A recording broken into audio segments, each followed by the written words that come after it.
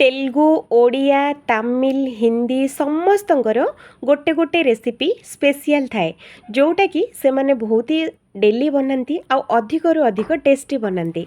तो आज आसतु बनेमा आम तेलुगु स्टाइल रो कांजी जोटा कि खट्टा सागर बनी थाए आउ एकदम यूनिक लगु थाए। टेस्टा पूरा जबरदस्त रुहे।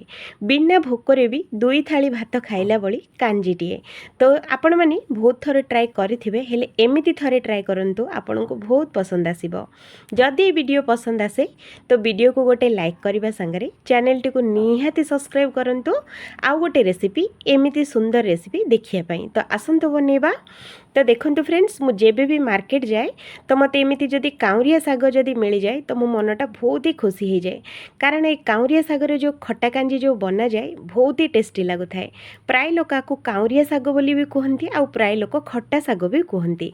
तो एमिति कौन करबा गोटी गोटी करके याको बाछि नबा। तो देखंतु एमिति करके गोटे गोटे पत्र बाछि नबा। बाछि सारला परे आउ गोटे बड़ जगाटे नेकी ता धेरे पानी देकी ए सागटा सबुतक आमे देई दबा। देकी साग जिनस जो थरे कि बहुत ही बाली माटी थाए तो सेति पई ए सागटा को 2 रु 3 थर निहाती धोइबे। नहेले बाली रही पारे माटी रही पारे तो सेति पई 2-3 थर भल से सागटा को धोइबा निहाती जरूरी। तो एठी मु 2 रु 3 थर निहाती ए सागटा को बढ़िया से मु धोईकी रेडी करची। तो एठी देखंतु एमिति बाछि सारला परे भल से याको धोई दबा। तो आउ गोटे जगार गोटे डेक्ची रे पानी आमे बसेबा। गैस उपरे पूरा डेक्ची अल्प टिके नाकु कमेकी डेक्ची रे पानी दबा।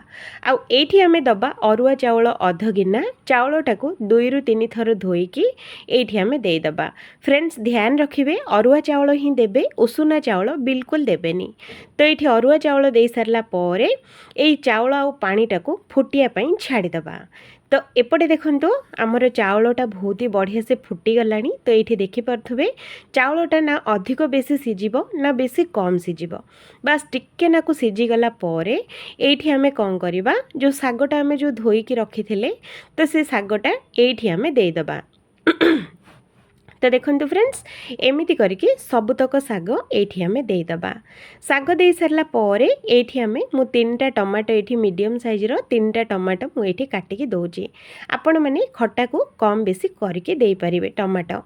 तो टमाटो देई सारला परे आधा चामच एठी आमे दबा हळदी गुंड आ स्वाद अनुसार एठी आमे दबा लूण। आ एठी आमे देई दबा कंचा लंका मु एठी देइची 4टा। तो राग पई कंचा लंका देइची। तो याकू एबे फुटिया पई छाड़ी दबा 10 मिनिट।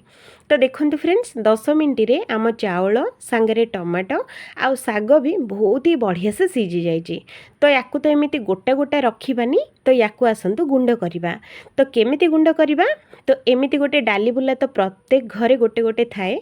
तो ये डाली बुला सांगरे गोटे 2 रु 3 मिनिट एमिति जदि बुलेई देबे तो साग आउ सांगरे टमाटो चावलटा बहुत ही बढ़िया से गुंड हो जिवो। तो एठी देखि पार्थुबे कोठी भी गोटे गोटा पत्र बिल्कुल नहीं। चावलटा भी बढ़िया से गुंड होईची सांगरे टमाटो आउ साग भी बहुत ही बढ़िया से गुंड होईची। जदि एमिति रुहे तो कांजीटा सुपर टेस्टी लागे। तो आसंतु याको गोटे छुंक दबा। तो छुंक पई मु गोटे तड़का पैन नेची ता धेरे 2 रु 3 चामच तेल दबा। आउ एठी आमे दबा पंचफुटण निहाते देबे तार बास्नाटा बहुत भल आसी थाए। तो सांगरे सुखिला लंका दबा आउ 2-3 चुटकी हेंगु एठी आमे दबा आउ ढेर सारा रसुण एठी आमे दे दबा।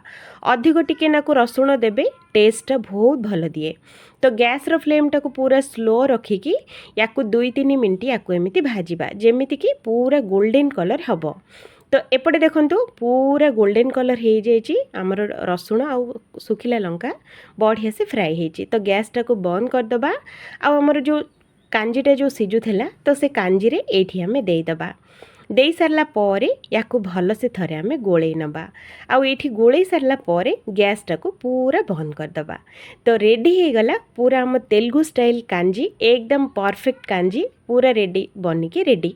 जदि रेसिपी भल लगे तो वीडियो को गोटे लाइक करबा संगरे चैनल टी को निहाती सब्सक्राइब करंतु। गरमा गरम भात रे एकदम परफेक्ट जमिला भली कांजी भल लागिले निहाती थरे ट्राई करंतु। आपनको भी बहुत ही पसंद आसीबो। Thank you.